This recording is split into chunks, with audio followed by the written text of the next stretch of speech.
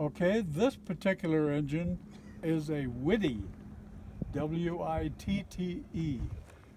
It's a 2 horsepower engine, a very nice engine, very, very complete engine, and excellent shape.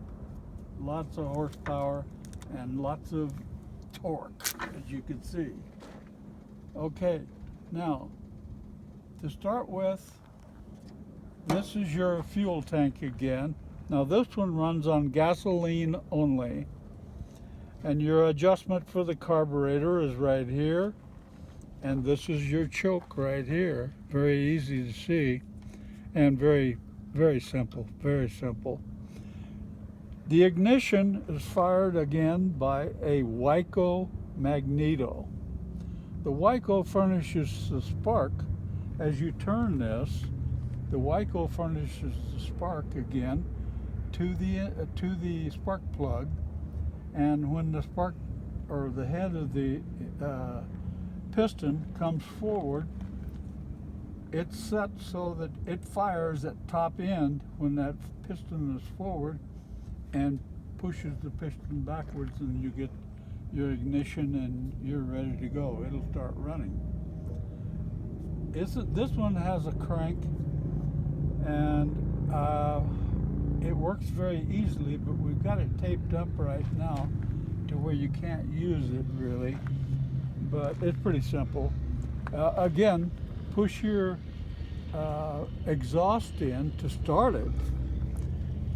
Push the exhaust in, and that will release the compression on the engine and make it easier for starting, so you can get fast RP, go fast with your crank as fast as you can, and then once you let off of that, pow, this starts firing. Also, on this particular one, you see the flat belt pulley that operates off of the drive on the flat belt drive pulley on the engine. These are the grease zerks, as you might call them. I call them a grease cup. And you take the top off, fill it full of grease, very simple. Put it back, and it starts building pressure. And you can start turning this, and the grease comes out to the Babbitt bearings. Babbitts were lead type bearings that you actually had to pour the lead, and they worked very good because on these engines almost all of them ran so slow that you could get away with running a Babbitt bearing. If you had high speed like a Honda 2500 RPM, never happened.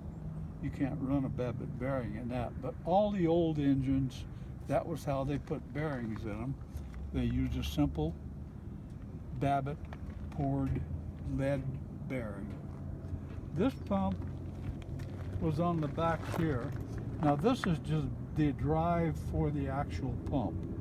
And as I stated, I did not get the pump with this machine when I bought it.